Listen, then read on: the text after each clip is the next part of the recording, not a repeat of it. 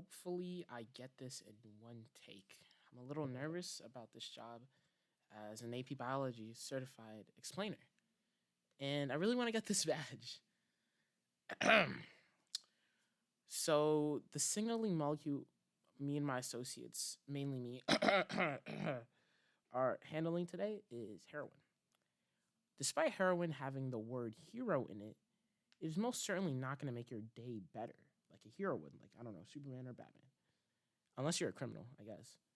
But back to the point. It's not really gonna make your day better because it's an illegal drug, and illegal things are bad. But before I get too hyperbolic, let's just break down what heroin is.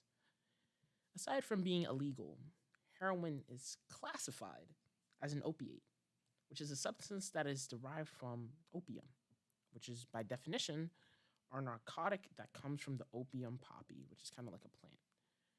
But that's just a little background for heroin. What's really important is what it's doing to your body. Like I mentioned before, heroin is an opiate, which means it activates the opiate receptors. This is happening in the brain, and you might be wondering why it's in the brain, but it actually makes a lot of sense.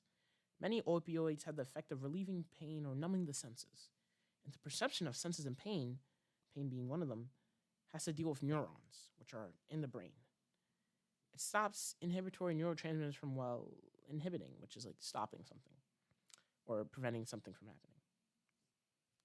To be specific, though, what they're inhibiting is dopamine production. This is good because the overproduction of dopamine leads to having bad impulse control, for one, which makes sense because energy levels and dopamine are directly linked. The more energy you have, the more likely you are to act on impulses. The body does have opiates, which stop the neurotransmitters from inhibiting dopamine production, which is good if you need that extra boost of energy, especially in the cases of physical exercise. For example, when you enter the flow state, it's almost like you feel pain less and your mind is numbing and only taking in important pieces of information. This is more of a theory than something that's been thoroughly researched, but it's likely that being in the flow state or locking in, as some might say, may attribute to the increased production of dopamine. That's just a theory, though, not a game theory, a biology theory. Back on track, though. Heroin acts as a natural opiate and turns off the neurotransmitter inhibition for long periods of time. And heroin is a form of painkillers as well, in the place of opiates, which are pretty much natural painkillers. They're useful for stress mitigation and mitigating pain, but the problem is the more you have, the more addiction you might have, and you might just die from it. So that's no good. Thank you for listening to my TED Talk, and I'll see you when I have my badge that totally exists.